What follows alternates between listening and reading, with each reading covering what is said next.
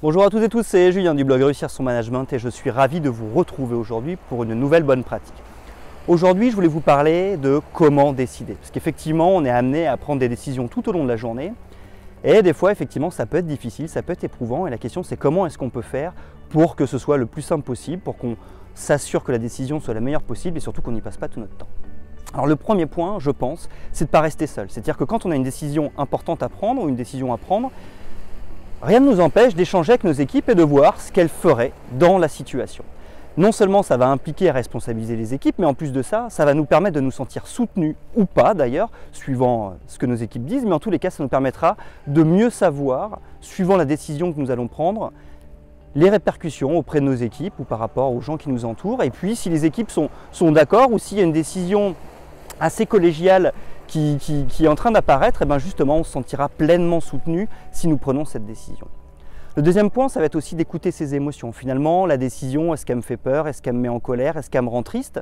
Et justement, en analysant l'émotion qu'il y a par rapport à cette situation et à la prise de décision, ça va nous permettre justement de savoir sur quoi agir. Si la décision nous fait peur, eh ben on va agir sur la peur. Si la décision nous met en colère, c'est qu'il y a un problème de respect, on va agir sur le respect. Si la décision nous rend triste, c'est qu'il y aura un manque et donc on va agir sur le manque. Ensuite, l'autre point qui peut être essentiel pour prendre une décision, c'est de juste faire le calcul, qu'est-ce que j'ai à perdre?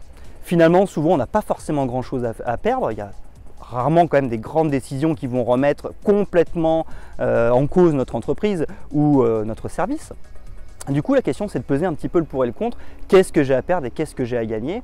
Comme ça, on anticipe, si effectivement nous prenons la mauvaise décision, on aura anticipé effectivement ce que nous pouvions perdre. Et puis, on verra aussi ce qu'on a à gagner et ça c'est extrêmement motivant de se dire tiens, si je prends telle décision, voilà ce que je vais gagner et ça effectivement c'est très rassurant dans la prise de décision. Et enfin, le dernier point qui pour moi aussi est essentiel, c'est d'anticiper et d'organiser la prise de décision pour se laisser le temps. Comme on dit, la nuit porte conseil et souvent, quand on se laisse quelques jours de réflexion, la décision devient beaucoup plus évidente. Quand on doit décider dans l'urgence, généralement on est soumis au doute et c'est un peu plus compliqué quand on se laisse le temps, une semaine par exemple, et donc plusieurs nuits pour décider de quoi faire. Généralement, on est beaucoup plus serein, on a eu le temps de bien gérer nos émotions, de bien peser le pour et le contre, on a eu le temps de demander à tout le monde. Donc effectivement, on est beaucoup plus serein. Voilà, j'espère que cette bonne pratique vous a été utile et je vous donne rendez-vous très bientôt pour une nouvelle bonne pratique.